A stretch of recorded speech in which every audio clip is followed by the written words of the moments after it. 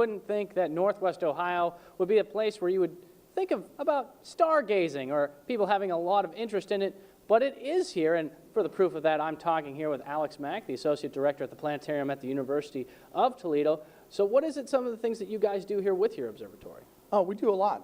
We actually have two observatories. We have the Ritter 1 meter observatory, which is primarily used for faculty and graduate student research. Although we open it up to the public on the first Friday of each month. It's the largest optical telescope this side of the Mississippi River. Then we have the Helen and Elgin Brooks Observatory on top of McMaster Hall that we use primarily for public outreach. So you guys are, what do you guys really do with these? I mean, what are we looking for? What is a lot of stuff that you guys are using these for? The research is mostly focused on stellar spectroscopy, learning the nature of stars. By studying the spectra of a star, you can determine things like chemical composition, temperature, relative motion, and so forth. And you guys have a recent upgrade here. You're standing right next to this really, what is a huge piece, a $400,000 piece of astronomical equipment. Tell me a little about that. This is a Spitz Sidome XT projector. We were the first planetarium in the world to have this projector. It was installed a little over a year ago. It replaced our old analog projector. It is absolutely amazing. It's revolutionized our programming. We now are able to provide state-of-the-art full dome programs. And some of the visuals are just absolutely breathtaking. And people in public can get an opportunity to see that stuff, right? Oh, definitely. We have public programs Friday evenings at 7:30 and a children's program every Saturday at 1 o'clock. In addition to that, we do birthday parties for children and a lot of school groups, K-12 groups on field trips. Now, guys, during the breaks, I have been playing around with this thing. He's been showing me some stuff. It is absolutely amazing. You got to come down and check this out. Asteroids and meteorites.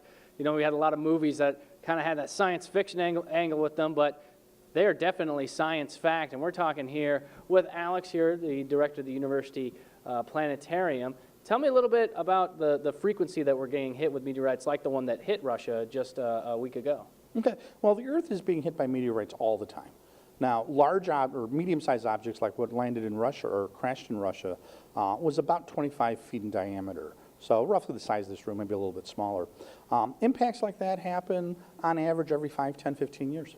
5 or 10, 15 years. So, I mean, that's pretty regularly on this planet. It is. This one got a lot of popularity because really this was the first one that happened during the YouTube era. And everybody was shooting dashboard video of it, and it happened over a populated part of the Earth. So this one got a little more publicity than most. Scientists are working on ways to maybe not do the Bruce Willis deep impact sort of idea of destroying an asteroid that might be hurtling towards Earth, but there are plans in the works to try to save us if we're able to see one in time. There are. There's astronomers and physicists, engineers working on ways to sort of nudge an asteroid away from us. But the real obstacle first is to identify these objects. And astronomers are doing a little bit to try to catalog and track near-Earth objects, but we need to do better than what we're doing. We need to be able to detect them sooner to give engineers more time to figure out how to nudge one away. Because it's not really a question of if we're ever going to get hit by a cataclysmic-sized object, but a question of when. A question of when, something that you could worry about, but hey, what are you going to do? But what you could do is head over to the UT Planetarium and learn all the great stuff that there is to learn about space. Take a look at this real quick. Up here, we got a little still frame of in the presentations that they do here. Good old Albert Einstein looking down on us. But if you really want to get the real scope and the real feel of it, you have to come down, sit in one of these seats. They got a state-of-the-art projector. It's really cool. It's one of the best places in town to learn about space and the dangers and the wonders that it holds. Reporting live at the University of Toledo, I'm Joe Galley for WNWO News. Hey, Joe, I've got a question to ask there. I understand we have a comet coming later this spring into the beginning of the summer that might be around all summer. It's going to be visible. Is it going to be anything like Hale-Bopp? John is asking a question about a comet that might be coming towards later in the spring and summer that's going to be visible for quite some time. Do you have any knowledge on that? Yeah, I do. There's actually two comets.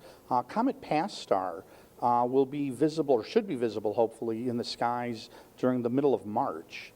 And then there's another comet called Comet Ison that is supposedly, potentially at least, the comet of the century that may actually be bright enough to be seen during the daytime in December. So it's going to be quite the show.